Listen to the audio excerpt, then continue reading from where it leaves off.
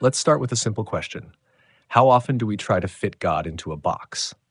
Not intentionally, but by viewing him through the narrow lens of our own experience. People say things like, if God exists, why does suffering happen? Or if he's real, why doesn't he fix everything? But here's the real issue. What if the problem isn't with God, but with how small we've made him in our minds? We often picture God as some kind of cosmic old man on a chair, distant and outdated, like he's just sitting around watching things go wrong. But that image isn't even close to what Scripture tells us about who he is. He's not confined by time or space. He's not limited by human flaws or expectations. God is infinite, and we're finite. It's like trying to explain quantum physics to an ant. The scope is so far beyond what we can grasp.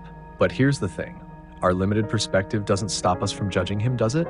We impose our human narratives onto God, especially when it comes to issues like suffering, climate change, or overpopulation. We act like we know what's good and what's bad, like we could run the universe better. But maybe, just maybe, the creator of galaxies knows a bit more about the bigger picture than we do. So today we're not going to focus on us, our problems, our complaints, or even our desires. This episode is about breaking free from that small, human-centered view and stepping into something greater. We're going to talk about glorifying God beyond our limits, seeing him as he truly is, not as we imagine him to be. Because when we dwell on God, when we truly shift our focus to him, something amazing happens. We find joy, peace, and purpose that no self-centered mindset can ever provide. All right, so let's dive deeper into this idea of our limited perspective. Think about it. How many times do we as humans assume we know what's good or bad? Suffering? Automatically bad. Wealth and comfort? Automatically good. But is it really that simple? We see things through the lens of our momentary experience, but God operates on a completely different level. He sees not just our today, but our tomorrow and the generations that come after us. In the Bible, we're reminded in Isaiah 55:8-9 that God says, "My thoughts are not your thoughts, neither are your ways my ways." It's a humbling reminder that the creator of the universe isn't limited to our narrow definitions of right and wrong. Take suffering, for example. We often view it as pointless or even cruel. But think of Job or Joseph or even Jesus himself. Job's suffering led to a deeper understanding of God.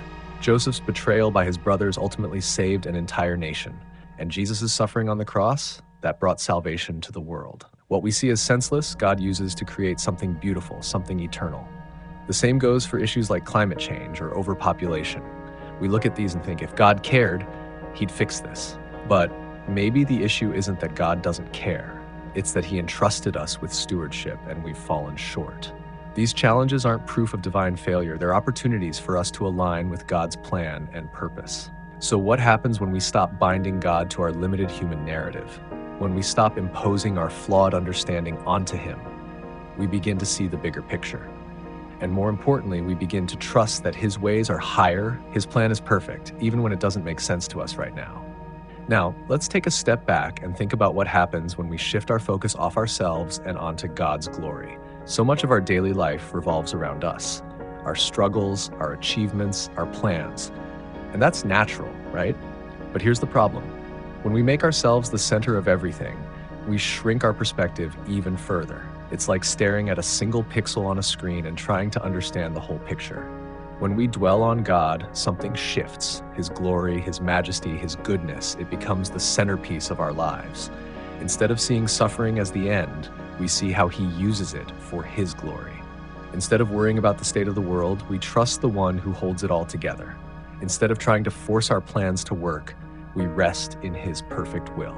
Paul talks about this in Colossians 3:2 when he says, "Set your minds on things above, not on earthly things." That's where joy comes from. Lifting our eyes from our temporary circumstances and focusing on the eternal. And here's the incredible thing. The more we glorify God, the more joy we find. Not because our lives get easier, but because we're no longer carrying the weight of trying to control everything ourselves.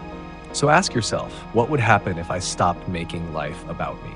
What would it look like to glorify God?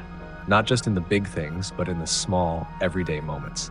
To give him the glory in your victories and your struggles, in your quiet moments and your loudest praises. So here's the challenge. Step outside of yourself this week. Start small. Take a moment each day to dwell on God's greatness. Look around at his creation, reflect on his promises, and give him glory, even in the middle of life's chaos. When you feel overwhelmed, ask yourself, am I focusing on my limits or on God's infinite power?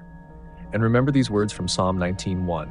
The heavens declare the glory of God, the skies proclaim the work of his hands. Creation itself points us back to him, a reminder that his glory is woven into everything around us. And when we align our hearts with that truth, we find a peace that the world can't offer. Another verse to hold on to is Isaiah 26:3. You will keep in perfect peace those whose minds are steadfast, because they trust in you. That's the promise. We don't have to carry the weight of the world. We just need to trust in the one who does. So let's glorify God beyond our limits. Let's stop shrinking him down to fit into our narratives and start lifting our eyes to see his greatness. And as you do, may you find joy, peace, and purpose in his infinite love and wisdom. Stay blessed. Thanks for listening. We'd love to hear your thoughts. Leave a comment and don't forget to like